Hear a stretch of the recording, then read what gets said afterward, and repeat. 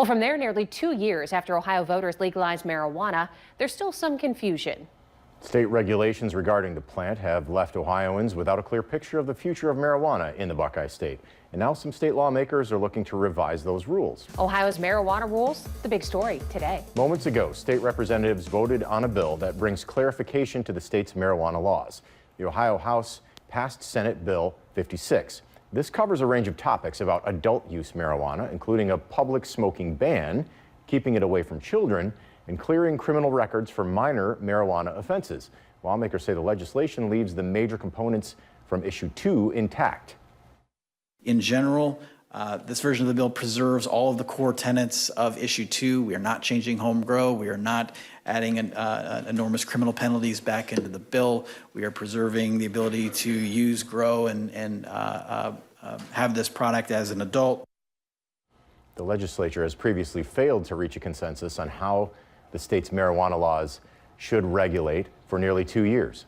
Meanwhile, state lawmakers have also failed to address intoxicating hemp products. 2 weeks ago, Governor Mike DeWine temporarily banned them.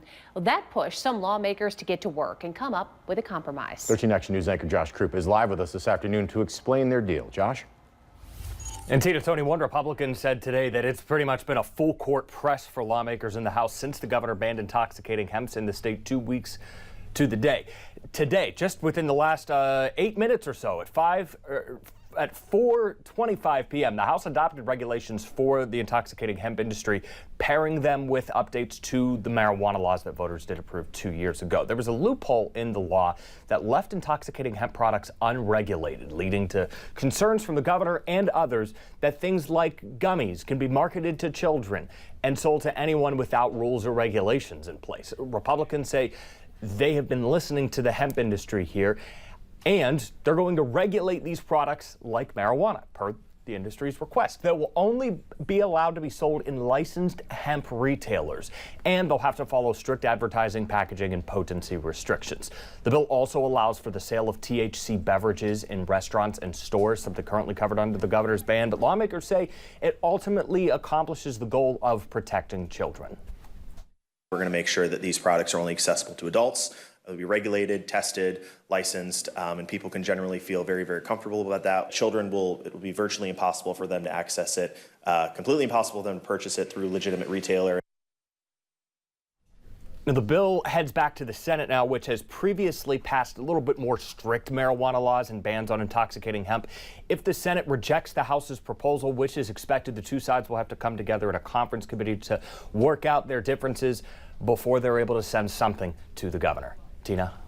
All right, thanks, Josh. The bill encompasses several aspects of marijuana regulation, including the stream of funding and how it actually gets back to local communities. The current language prevented local governments from receiving tax revenue from local dispensaries. Senate Bill 56 clears that up. And it means that municipalities and townships that actually have dispensaries would be receiving 36% of the adult use tax revenue. Now, the rest of the money goes to Ohio's general fund. Ohioans who were previously convicted for violating marijuana laws that are now legal will be able to have their records expunged under this new bill. When issue 2 was passed, it did not include a path to expunge or seal records from prior convictions. The bill now lays out a path to officially file for expungement and how the court must respond to those filings. While implementing a ban, Governor Mike DeWine said Ohio voters also mandated that products not target children and be tested for safety. Reporter Alexis Martin spoke with the Cincinnati Children's Hospital about the risks hemp products pose to teens and kids.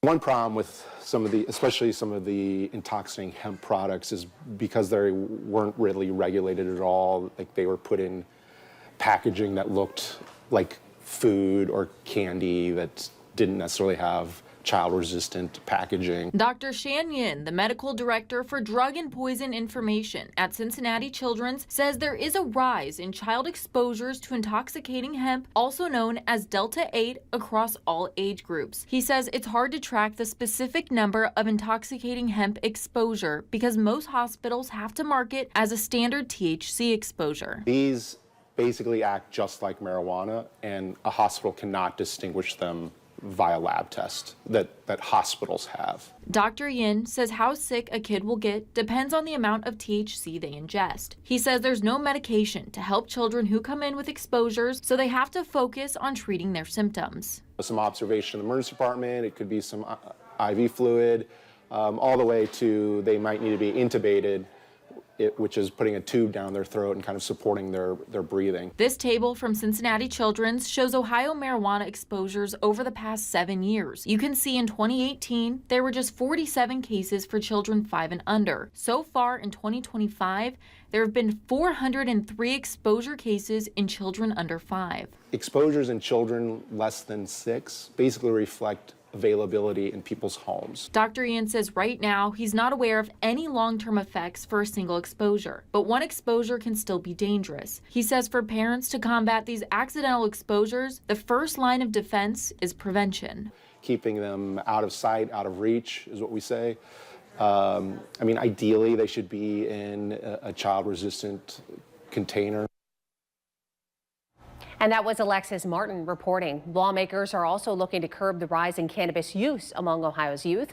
Under Senate Bill 56, the state would be required to launch a new program focused on youth prevention. It would be implemented under the Department of Mental Health and Addiction Services. So with the House passing Senate Bill 56, it now goes back to the Senate, which previously passed more strict regulations on marijuana. If the Senate rejects the House's changes to the bill, it will head to a conference committee where members of the House and Senate will work to pass a final compromised bill.